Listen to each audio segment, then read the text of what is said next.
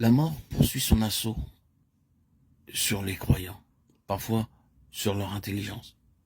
Il y a un assombrissement, un engourdissement ou quelque chose comme une paralysie de l'intelligence.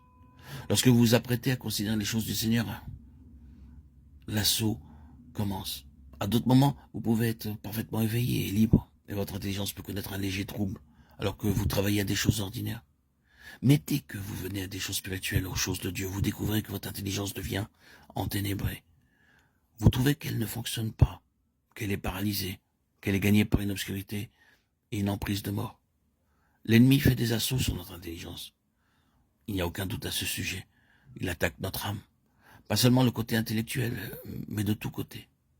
L'ennemi fait une attaque sur le côté émotionnel pour l'assécher et figer nos sentiments, de sorte que nous sommes totalement incapables de donner une réponse et d'exercer quelques espèces de fonctions du cœur en relation avec le Seigneur.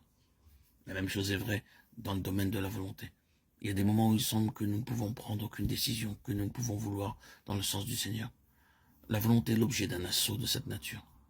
La mort fond sur nous en chacune de ces sphères. Et l'expérience dans ce domaine est plus ou moins commune à nous tous. C'est une bataille, comme c'est directement le cas dans le domaine de l'esprit, mais également dans celui de l'âme. Ainsi, c'est aussi vrai pour le corps. Il n'y a absolument aucun doute que l'ennemi fait des assauts sur le corps des enfants de Dieu.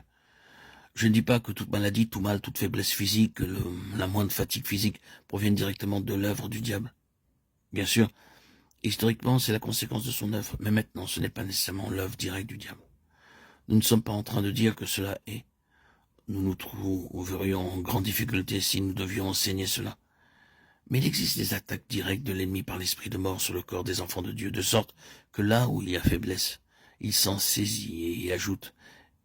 Et il voudrait chercher à nous paralyser entièrement par notre faiblesse. Alors que bien que cette faiblesse qui est à la base puisse rester, il ne faut pas que nous soyons paralysés par elle. Cela a été l'histoire du peuple de Dieu. La question est de savoir si l'ennemi va utiliser cette chose pour nous détruire entièrement ou si malgré cela nous serons trouvés prouvant la puissance d'une vie qui en triomphe et nous fait avancer. L'apôtre Paul vient toujours à notre secours dans ce domaine. Paul a rapporté à ce sujet qu'en raison de l'importance de la révélation qu'il a reçue, de peur qu'il ne se glorifie outre mesure, une écharpe dans la chair lui fut donnée, un messager de Satan pour le frapper, pour le souffleter. Il supplia 3 fois le Seigneur pour cette chose, mais le Seigneur lui dit « Ma grâce te suffit, car ma puissance s'accomplit dans la faiblesse. » Nous avons de bonnes raisons de croire que la faiblesse en question était physique. Je trouve qu'il est difficile de ne pas croire qu'il s'agit en fait de la malaria. Il y a bien des raisons, je pense, pourquoi il s'agit de cette maladie.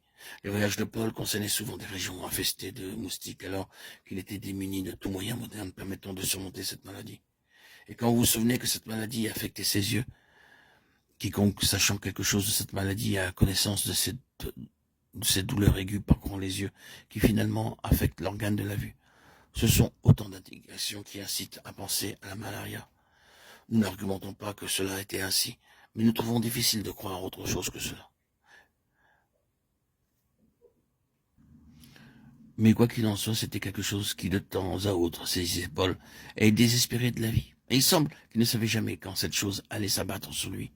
Son écharde, c'est sûr, était une faiblesse physique, et elle est appelée un messager de Satan. L'objectif de tout cela du côté de l'ennemi était une œuvre de mort. En relation avec cela, Paul parle de mort agissant dans sa chair mortelle. Tout était dans la direction de la mort, encore et toujours. Il faisait face et combattait la mort tout le temps. Et le cours de la vie de cet homme est celui d'un triomphe constant sur cette mort et sur Satan. Il est manifeste que la puissance de la mort nous assaille et que le Seigneur n'empêche pas tout le temps le diable d'attaquer notre corps. Mais cela ne signifie pas que le Seigneur a comme intention pour nous la mort.